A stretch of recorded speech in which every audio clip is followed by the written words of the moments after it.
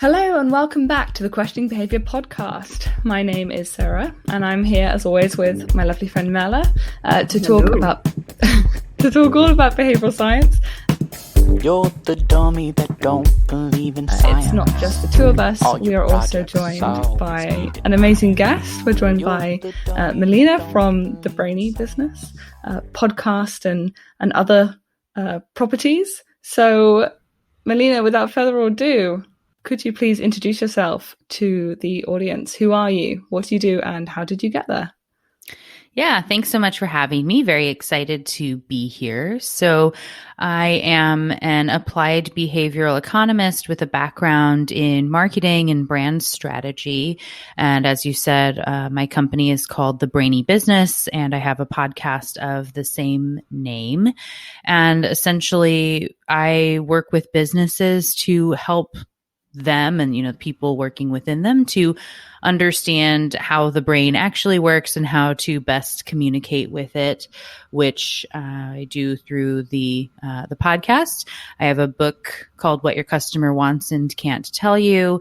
I also teach applied behavioral economics through Texas A&M University, and do some other, writing and things like that, and consulting and public speaking, just helping to spread the good word of behavioral economics into business and beyond.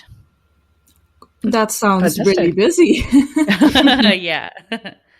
So I'm quite curious then. So what was it for you? Because marketing is a very, very behaviorally scientific adjacent field, I would argue. So what was it for you where you were like, yes, I really need more behavioral science in the approach that I'm taking?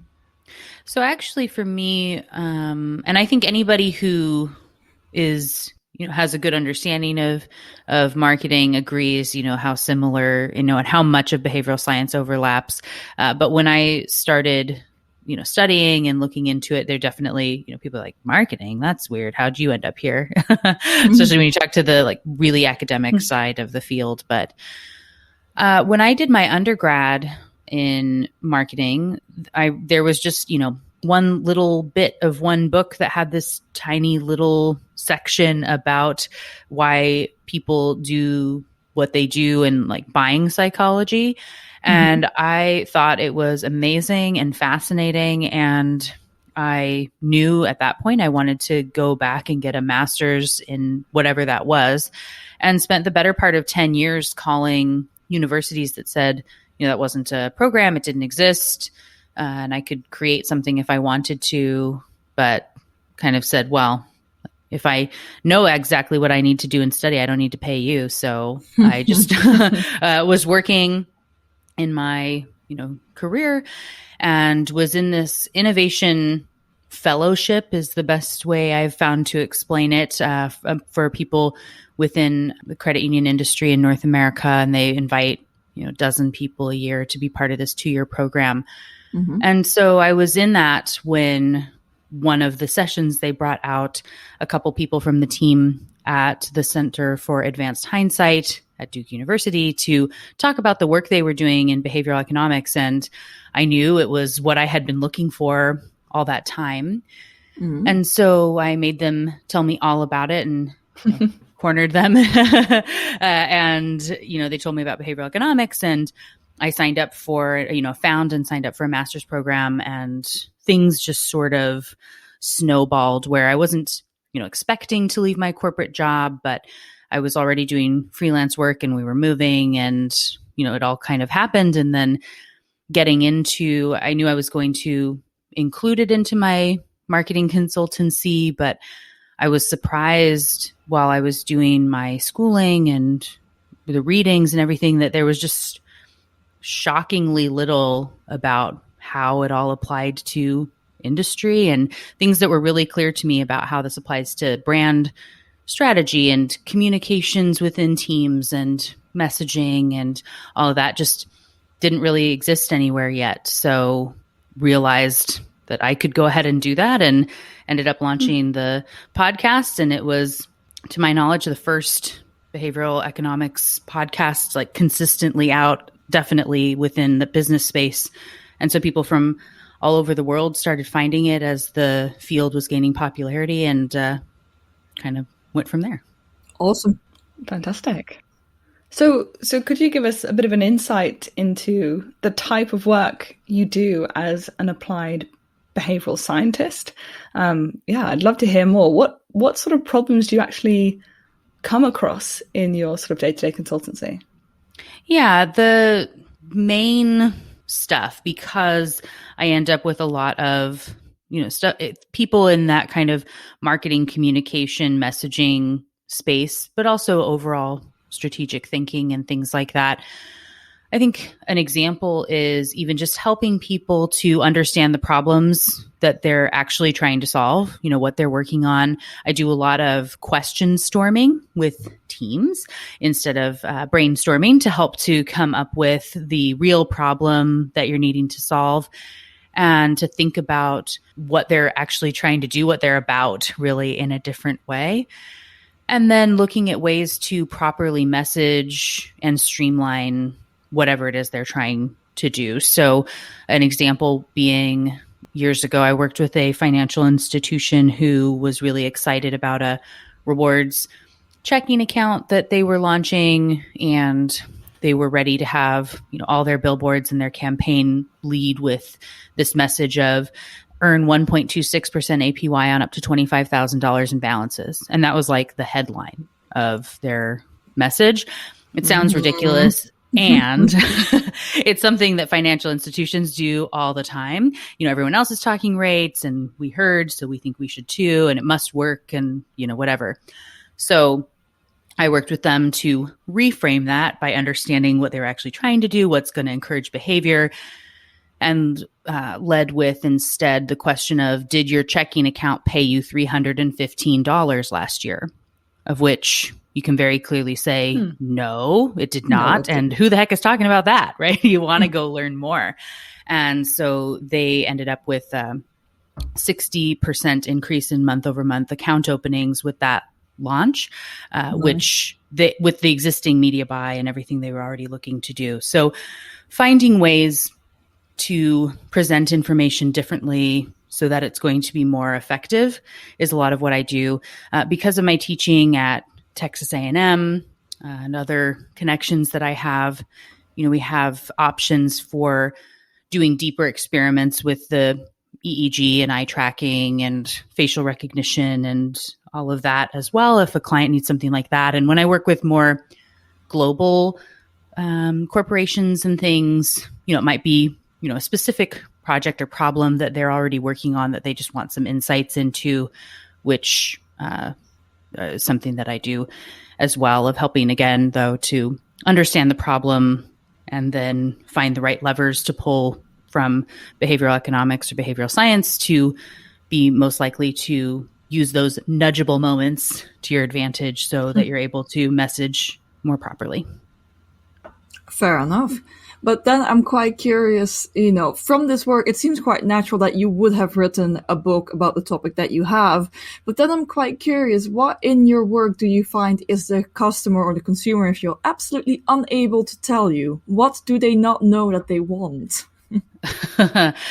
Most things, actually. And it's more, but it's more, they don't understand what is influencing the decisions that they're making, which is the foundation of the field as it is. My book is very much catered to people in business who want to up-level the type of work that they are doing and message better.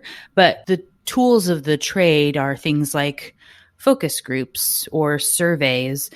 And, you go ask a question and someone says, oh, yeah, I would definitely buy your toothpaste if it had baking soda in it. Or, well, I buy this brand because the price is different or whatever. But really, people just don't understand how the scent in the space impacts them, or that they actually buy that toothpaste because it has a shiny package or where it's placed contextually next to something else. And all the things, even if they wanted to tell you, they just don't know. And so being able to understand those rules. When I talk about this, I use the terms of conscious and subconscious because of how they work better in a system 1, system 2 processing for people in business, not having to continually say, well, like this happens in system 1. And they go, which was that again? Right.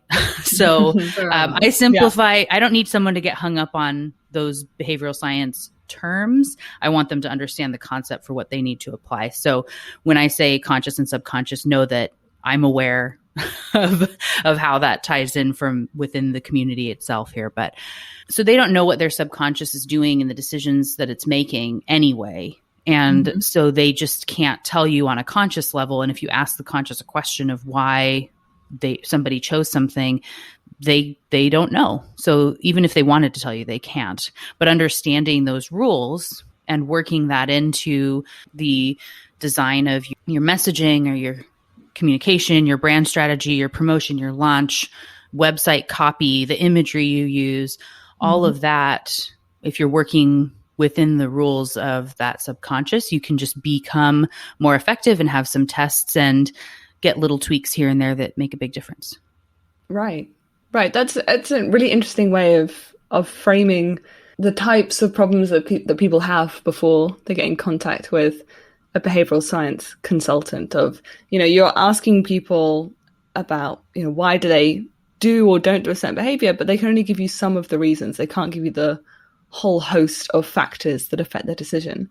So I'm interested if the sort of the qualitative methods that have sort of served businesses and people who work within business so far are not necessarily sufficient. What sort of methods do you employ? Do you run lots of experiments yourself? Focus groups and other qualitative research types of methods still have their place. There's still value from them. And I think it's important for people to understand that we try to be unbiased in creating a survey or whatnot. And, like many others, I, took a class in my master's on, qualitative and a different one on quantitative research methods.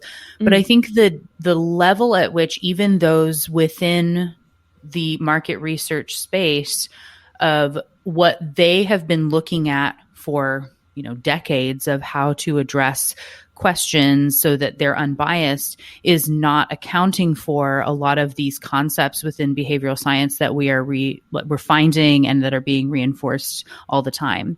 And so knowing that you may be biasing in a way that you didn't even know was possible, and if you're unaware, it can be causing a lot of problems in whether it's the order of how questions are placed or the wording, framing, whatever, more than just the terms on the Likert scale or whatever that is. So having that level of understanding is important when you are looking at shaping the conversations you have. And I think that there is a really important balance between the experimental test, and which is kind of like our new quantitative side in a lot of ways, and understanding the problem, which is kind of in that qualitative space. So I'm a big fan of asking good open-ended questions and observational interviews and learning what's out there to help shape the real problem. And that can be done in focus groups or interviews or, like I said, observing and things like that. And then you can use that to develop your hypothesis and your research that you want to do, understand which levers you want to pull by doing a great literature review, and to know, okay, we want to test how to solve this with anchoring and loss aversion and social proof. And so we're going to construct these different studies based on what we found in our conversations. And then you do the experiment, see what draws attention or whatever that happens to be. If you have the lift you expected or not, what worked the best, ask more questions to find out if it didn't do what you expected, why might that be? And it becomes a new kind of virtuous circle of ongoing learning that brings that qualitative and quantitative in together. Right. Yeah. That makes a lot of sense too, also.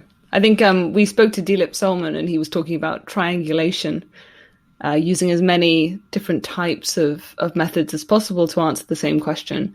No, definitely. I don't mean to talk badly about qualitative methods. I think they're incredibly valuable when done correctly, as with quantitative methods as well. Yeah, I think in any type of research, there's value in when it's done correctly and not so much when it's not, to your point there. Yeah. And I think with anything that comes up, just to not take it as the gospel truth, no matter what. Even if somebody flat out tells you what they think or want, it's not necessarily accurate, and you still run a test. And there are so many examples from people I've interviewed on my own podcast and for stories within the book where we asked people to look at these two things, versions of a letter or an email or an advertisement or whatever it is. And everybody said they hated this one and that they would be offended if it went out and whatever. And so then we went ahead and ran the test, and the one that was most effective was the one everybody said they hated. So, if you listen to just what people say and, take it at that face value, you're likely missing out on the learning and what people, again, actually do instead of what they think consciously they're going to do or what would bother them when they're using that different part of the brain.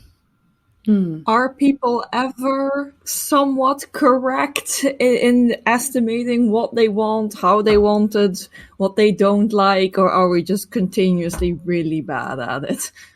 It would be arrogant of me to assume that I know all of any of that to be able to answer concretely. And I would say I'm sure that there are times when people are pretty close to knowing what they would do.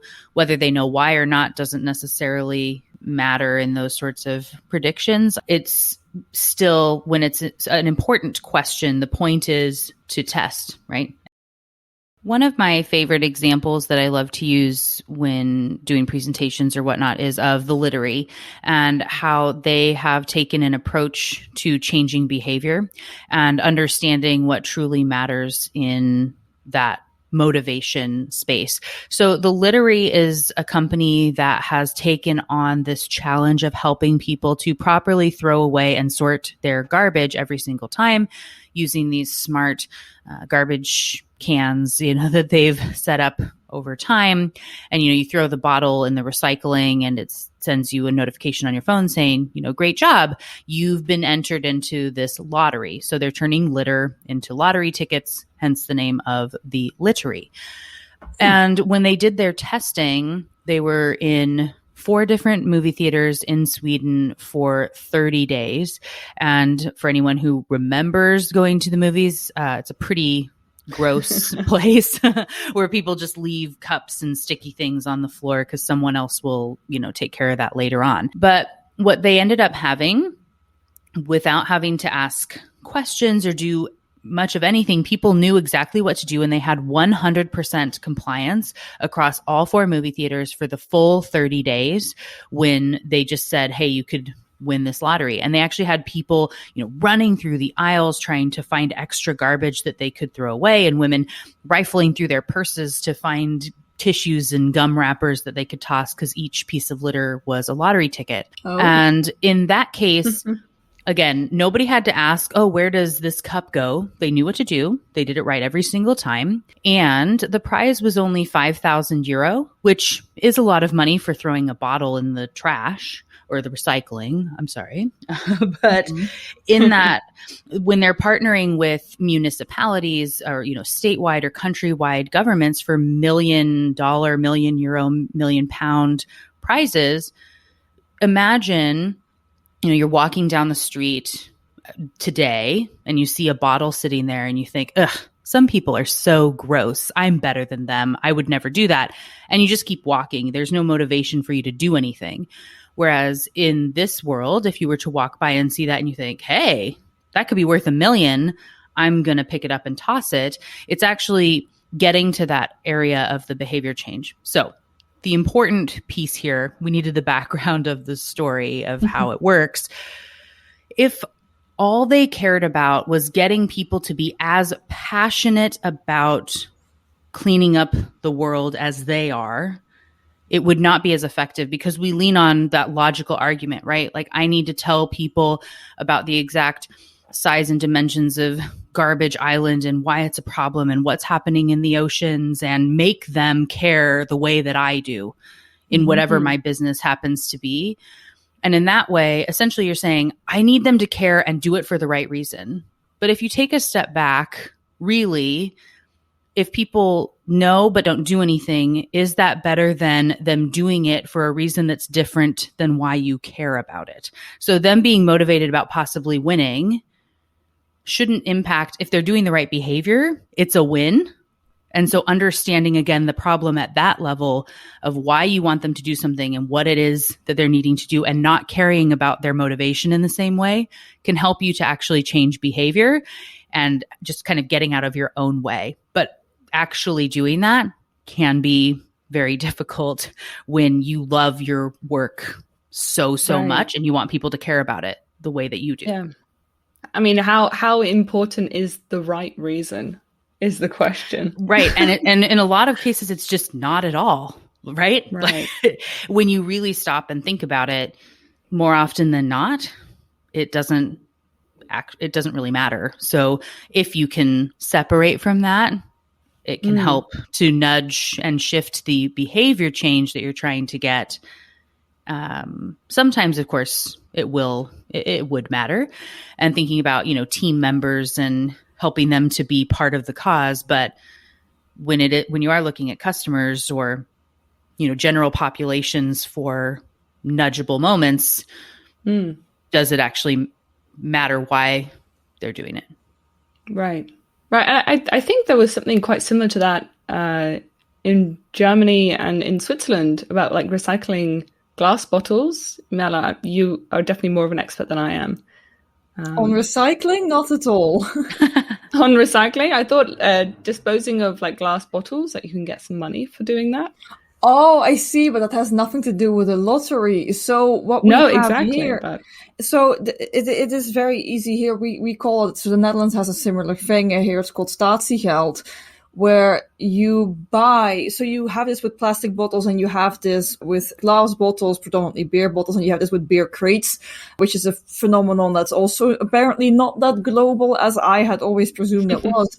But on top of just the regular price for, whatever you are consuming, there is this additional tax, although it is fully integrated in the price, so no one can name it, which is essentially almost an insurance that you will return the bottle, which like this is not a high tax. Like we're not talking about pounds here, we're talking about pennies. And it's just this thing that as soon as you finish your 2-liter Coca-Cola bottle or you've finished your 20-bottle beer crate, like you just hand that thing back into the grocery store where you got it. There is a machine inside the grocery store which can scan all of this and knows what you're dealing with. It prints you out a very quick receipt that states how much money that you have just obtained by giving back these bottles so they can be recycled or whatever. And that receipt is just, it's pure money. So if it then gets scanned by the cashier or by the self-service checkout, that really doesn't matter. This money is then being deducted from your grocery spending. So you just get money back. And that is essentially just how that works. And I was very surprised when I came to the UK that system doesn't exist here, because I thought that would be universal. And I think it's a really interesting point about the use of incentives here, because two kind of similar examples of how do we get people to, either bring their glass bottles back to the recycling plant or put their popcorn in the bin, very similar behaviors. But in this case that you're describing, Mela, remind me what the name of it is. You said something in Dutch. Yeah, but that's just a Dutch name, and I don't think it's like any type of official name, but like it would be referred to as statiegeld. Statiegeld, right? Geld with a G. Geld. Okay, I'm gonna keep trying. Geld, yeah, sure. My Dutch is coming along poorly, but it's almost interesting that in that case, because the reward is so small per bottle, when I was in Berlin, I'd often see people leaving their bottles next to the road so that people who didn't have so much money could pick them up.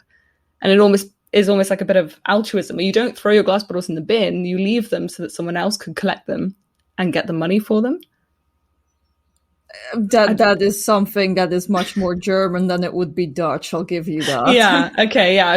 This is a cultural difference, I guess, between the Dutch care more, I guess, about those couple of extra pence off your shopping list. But yeah. Sorry, I've derailed the conversation. No, I think it's a great example. And here in the US, there are some options. And like you said, it's a pennies back sort of thing. And a lot of states don't do it anymore, but it's also not made easy. So when you look at the comparison between the different countries, I think this is a really interesting, global case study of sorts to see what works and what doesn't. And, if you did want to redeem to get your pennies back for whether it's aluminum cans or glass bottles, you would have to go, I think that it's, some sort of a recycling center somewhere. I don't even know where you would go. I know that some things say you get a penny or 5 cents or whatever if you do something, but I have no idea where that is. It's not worth it to me to go drive to wherever that is. And I've got a recycling bin here at my house. And so, okay, right? Like whatever, it's just not worth it. Whereas if it's in the store where you do all of your other shopping and you get an immediate reward, it's much easier to go through and do that. But still, do I want to come in with my giant, bag of bottles and cans and put them in one by one? No, I don't want to do that either. But you do see people that collect, cans and bottles, in cities and things like that to turn in.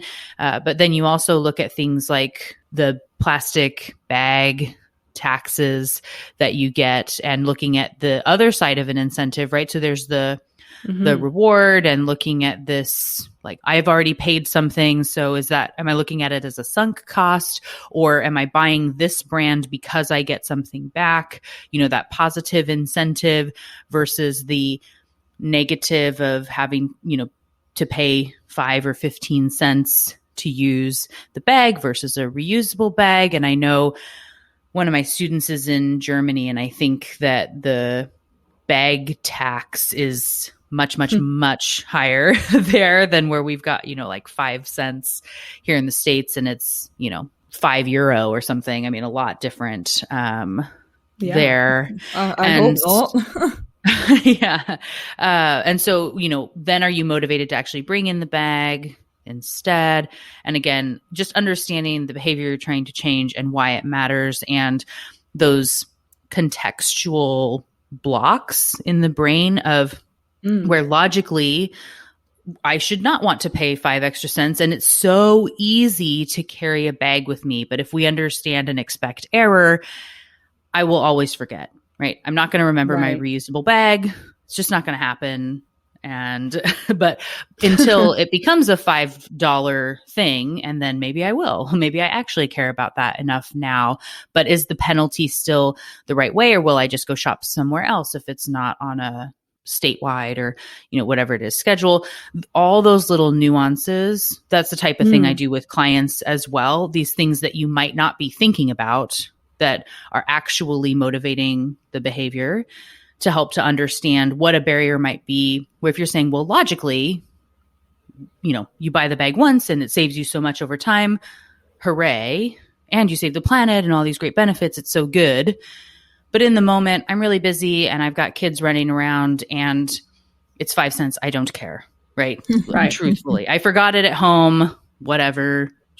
But I'm never going to buy the reusable bag because I know I forget every single time, and it's kind of messed up from the beginning. Sure. We have over in the UK, I think it's 5p per plastic bag now. I think sometimes it's gone up to 10p for the really luxurious shopping bags, the ones with the really good handles. But I sort of wonder about this, how much of that intervention is about the actual financial cost, because as you said, like 5p or 10p or if we want to talk about it in cents, when it comes down to it, in that moment decision, it's not a big enough amount of money that you would say, actually, I'm just going to struggle my way to the car with my 5 kids. Everyone can pick up something and we'll get it home. I'm not paying that. But I wonder so much as how just having that small cost, even if it was just like 1p that the actual intervention is working through the fact that the cashier has to ask you, do you want a bag? Because it comes with a cost, and not just assuming that you do and starting packing away your groceries in it. The other thing that I see and talk about with this all the time of these like problems down the line. So there's the, the customer side, then there's the employee side of that nudge that can be causing problems, and all the like cost saving side to overcome it. And so, things that I've seen here is, so now paper bags, a lot of them, so you can't get plastic anywhere in the state that I live in, at least.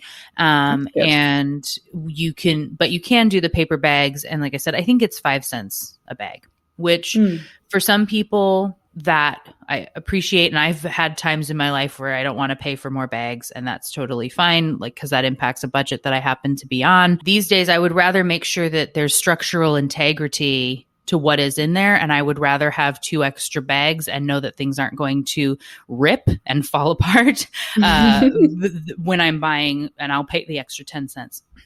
But often the cashier assumes that my concern is to have the least amount of bags possible. And because a lot of the companies have started making those bags a little bit thinner, they don't put handles on them anymore to make them less convenient, so that maybe they are trying to nudge me into something else. You end up with cashiers double stuffing bags. So they'll give you 2 and only charge you for 1 because they made a choice about it. And they try to fit 300 things in the one bag to where it's bursting. It's difficult to carry. It's very tedious. And again, like I have to say every time, like, yes, I want bags, and please distribute weight well. Like, I would rather pay for them. It's okay.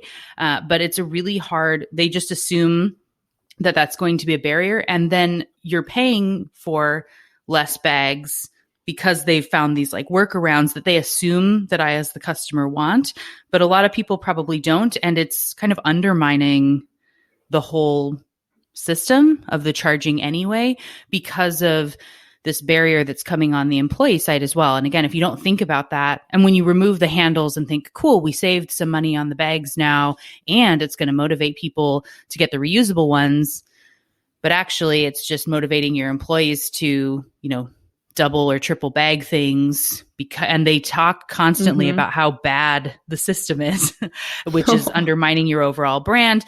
There's just a lot more that happens that in the corporate space you don't necessarily see. So what would you pose as a solution to this? Well, I think it depends on a lot of different areas, and you'd have to have some more conversation about each specific organization and what their goals are. Finding out, is the company's motivation to be more environmentally conscious, and they truly are looking to eliminate paper and plastic bags? Or are they complying with, something that is regulatory where they feel like they have to?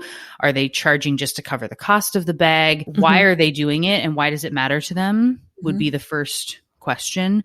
And then the shift would be made kind of after the fact there. So, if you look at a company like Whole Foods, you can potentially know in the name, is a brand where people pay more to shop there. It's obviously an environmentally conscious brand. Yes. For our UK listeners, I can guarantee you Waitrose is sort of the equivalent.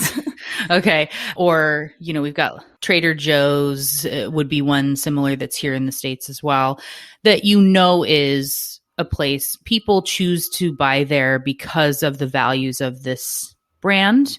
It's mostly, if not all, organic and whatever that happens to be. And so if you are wanting to really double down on that image, and that's what your brand is, and that your customers care about that, to fully just say, we don't even have paper bags anymore. We don't have paper. We don't have plastic. You bring your bag or you carry it out because we care about the environment. And hey, this is where we've set up a center where you can recycle your bottles and cans right here. And it goes on to your ticket, combining some of what we were already talking about. And just to make the hard shift and say, we don't do that because, just like you, we care about the environment. And so here they are. You can buy a bag or a reusable one or not, but that's how we do it here. That would be very different than, say, a Walmart might be looking at it for a different reason as to why they have a motivation. And nothing against any brand. It's just to know who you're communicating with, even, Target potentially. It's not enough of a thing for them to care about. But then you look at something like Starbucks eliminating plastic straws and deciding to be much on the front end of reducing straws because they use so many around the world. It can make such a big impact. And it's worth it to show their environmental consciousness. You just have to be looking at why you would be doing it, what the benefit is for you, for the brand, for the customers, and then determine the best tactic. And it wouldn't be the same for every company. Right. Yeah. Right. And that makes a lot of sense. I mean, just from our conversation here, our sort of little thought experiment, trying to figure out, well, maybe this intervention works, and what are the spillover effects, and what are the sort of unintended consequences, and how might it shift something else we didn't sort of foresee down the line? How does that affect sort of your work? How long do you stay on a project to sort of look at what the effects of an intervention are going to be? Are you looking at sort of the medium-term effects, long-term effects, or is it's sort of a case you put the intervention out, you give them some ideas, and deal with the consequences later? Yes. So where I had the answer and then it's like, and then deal with the consequences later. So like, ominous. I don't want to. So ominous. I know. So taking that phrasing out, I would say that in general, in the world of not answering, it depends to everything. But again, knowing what the project is, what the brand is looking to do or solve, a lot of what I often do is discovering the problem, like thinking about it in a different way. There are different phases to any particular project. And when you're working with, say, a global corporate brand, there are so many phases and budget considerations and often timelines where somebody's like super ready to go and we started something and then it got down the line of someone who was going to do it and now the budget's gone. And so we need to wait a year, before you can start to implement something or an initiative changed or whatever. So to know that it's never goes exactly as you think it will from the beginning and accepting that, ideally would be involved with a team for a longer period of time to be able to have those phases of a project, from understanding the problem to running an experiment to evaluating it to doing a follow-up. Those are longer periods. More often than not, it's a phase and then hopefully can come back together later on to kind of look at the next iteration of understanding what's going on and that next step. And just knowing that you have to be flexible, because as much as your team might be passionate about and really wanting to do something, getting all the buy-in across an entire organization, sometimes it just doesn't work out. That makes sense. Do you feel that getting people to buy in and being able to run longer interventions or to see a project through has become easier as behavioral science has become more and more popular, or is it still just quite difficult to get done? The size of the companies matter, the size of the intervention matters, because for me, the way that I will often be brought into an organization and start these sorts of projects or relationships, I guess is maybe the better terminology to say, I will do a 4-hour or a full day or whatever, sort of like a workshop with the whole management team of like a mid-size organization, not necessarily on those like global things per se for that size of a group, though would love to do that if anybody's listening and wants one. But, you meet with the team, talk to them about the importance of behavioral science, make sure they're using now a common language, a way that they can understand the importance, walk them through a question storming example and start looking at problems in a different way. Then, you're kind of bringing everyone around to the idea that are those decision makers and that have teams they're needing to be executing. So then when we start doing projects in various departments or whatever it is, that they're able to use, again, that common language of, well, we're using framing here for this, and this is why, and this is the goal, and we did the question storming, that everybody gets it.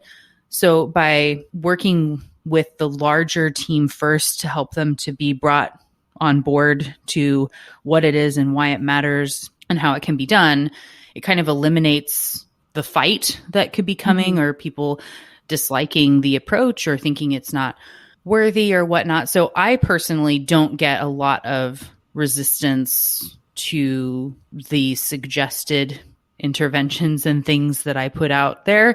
And I don't know how much of that is because of, my background in messaging and the way that I frame and the types of conversations I have or whatever it is. But throughout my career, I've always had a lot of successful conversations in getting projects greenlit that others have maybe struggled with. So fair enough. I mean, good for you. Credit to you. Yeah. So when I get that question, it's always like, honestly, I don't really get a lot of pushback in general, but I know lots of people do. So there's something in the understanding of that brain and communication and framing and whatnot that I am sure makes that possible. No, I can see. No, I can see exactly that. You probably present it in a very carefully framed way in which people just cannot say no to you, and that is excellent. Yeah. Thanks. and considering that you are such a well-positioned person in the world of behavioral science, I mean, you've spoken to pioneers of the field and new people in the field and people from all over different jobs and different perspectives in behavioral science. Could you give us an answer to the question of where do you think this is all going? Yeah. So for me, and knowing that my perspective is, of course, biased by what I want to see in my response here. But there's also, just in all the conversations that I have, what I see too. So I believe that applied behavioral economics is very much on the rise, and you're going to see a lot more of it in industry than even is out there now. I really hope in the next 5 to 10 years that behavioral science, behavioral economics will become required curriculum in business schools just everywhere because it's important and it needs to be. And to have more companies that understand and are using it, whether they're working with academic partners, with consulting partners, beyond marketing, there's stuff in HR and all over. So that is number one. And I think that's already happening. And I really hope that that continues. I would say, as far as what I find a lot of conferences are interested in right now, a lot of conversations and research that I've been seeing, there's a lot happening in AI and big data and how it combines in with, machine learning and behavioral science. And so I would be expecting to see a lot more in that space. Similar to what we were talking about earlier, I've had a lot more requests and things to speak at or do projects with market research companies. And I think, there's a lot of alignment there. And just as a internal within the field thing that I see could be a problem that I really hope doesn't become is we just need to be cognizant of not quibbling amongst ourselves over little bits of terminology or stuff that we could begin to internally fracture at a critical point where, we need people to understand these things that matter. So, the fight over what's behavioral economics versus behavioral science and who is qualified to use which term, you go, same as that, like motivation. Does it at the end of the day, does it really, really, really matter? Or do we just want the overarching, field to progress forward? So that would be my response. Yeah, Yeah, no, sounds fair to me. Sounds good to me. I personally also predominantly hope that the applied side sees the surge that you also hope and that you are predicting. I would love to see it. And on that note, maybe, if the listener has been absolutely fascinated by you, and I'm sure that they have been, it is maybe also time for them to figure out a bit more about the applied side and to actually figure out a bit more about you. So that leads me to this very, very easy question. Where can people find you online? Where would you like to lead them? Please feel free to plug anything that you do. Oh, well, thank you. I would say for anyone who is looking to really get into starting to apply behavioral economics into their business and life and whatnot, that is specifically what both my podcast and my book, What Your Customer Wants and Can't Tell You, are set up to do, to really help people start using it in a way that is, responsible and feeling confident in. All of that can be found at my website, thebrainybusiness.com. You can find the book and the podcast and consulting, speaking, it's all there. The book is, of course, Amazon and all of that for where you buy books. So that's available. And I would say on the socials, you can find me as the Brainy Biz, B-I-Z, pretty much everywhere. And all of it will be linked down below. Perfect. I also have recently started a global community that's just a free space for anyone around the world that has interest in behavioral economics and behavioral science to be able to post questions and network and connect. And I do Q&As in there regularly and bring in guests to have conversations and things. It's called the Be Thoughtful Revolution. And that, again, I can provide you a link for that as well, just for people to come in and have good conversations and connect and spread the good word of behavioral science. Awesome. Sounds like it would make for a great way of organizing a community around that topic. Melina, again, thank you so much for making the time. Thank you so much for sharing your really interesting insights. It's always nice to hear about the daily work of an applied scientist, because Sarah and I kind of struggle to imagine what that's like. So that's always really, really interesting for us. But like I said, thank you so much for making the time. Yeah, thanks so much for having me. So that was us talking to Melina, the host of, I have to admit, one of my favorite podcasts. I think we talked about a lot of things. We talked a lot more about sustainability than I thought we were going to this episode, which is, peculiar, but, an important topic, so why not? I think the most interesting thing that stands out to me is how much we talked about incentives, whether it matters whether you're doing something for the right reason. Like, do we really care why people pick up trash, or why they recycle, or why they use plastic to a lesser degree, as long as they just do it? And there's an argument to be made for that for sure. Sarah, what do you think? Yeah, it's interesting. I'm not sure whether I've fully collected my thoughts about this, but the discussion about, does it actually matter whether or not people are doing things for the right reasons, so long as they do it, is an interesting one. Because my gut instinct is to say, well, sometimes the wrong reason can be harmful, even if it's got the right outcome. But I don't think I can come up with an example of, okay. I see. You go to a white supremacist conference and you make the trash cans something super racist or whatever, that if you put your trash in, then you support something, but they're recycling. Maybe that's a bit too much of an extreme example. This example went wild from the start. I'm like, how did we involve the KKK in an example about bad motivation? I feel like I can see why you would use it, but I feel like maybe we should swiftly move on from that topic. Yeah. I think I was going to an extreme example because I didn't have a well calibrated example, but it seems an uncomfortable thing to say. It's like, it doesn't actually matter why you do something. It just matters that you do something at the end. I don't know why feels a bit uncomfortable. It does, though. Because the way that we sort of value ourselves or think of ourselves is about why are we doing this? What's our purpose? And we take away that, and say, actually, your purpose doesn't matter.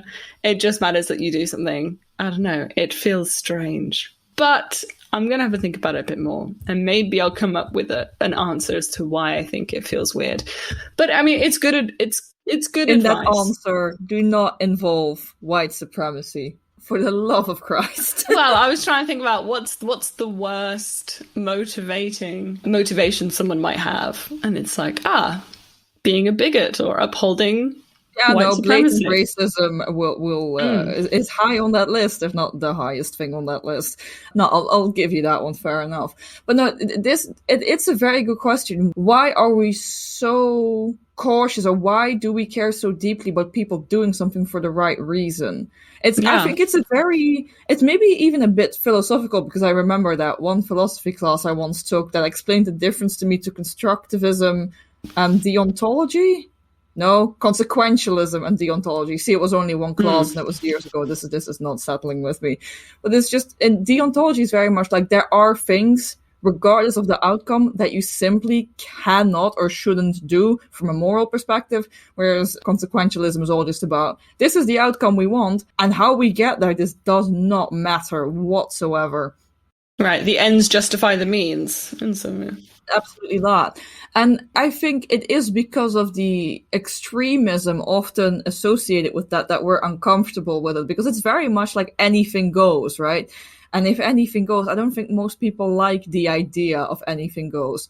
But then, with regards to having 5p plastic shopping bags, recycling, and apparently leaving glass bottles behind so a homeless person can pick them up and hand them in for money, it's not really the extremism we were looking for, is it? No, I think it's really good advice to bring into the sort of realm of behavioral change that we were talking about, of getting people to, make minor relative adjustments to their behavior, but that add up to like a much greater value for the planet or a company or the staff member that has to go around and clean up at the end of the cinema every time that a film ends.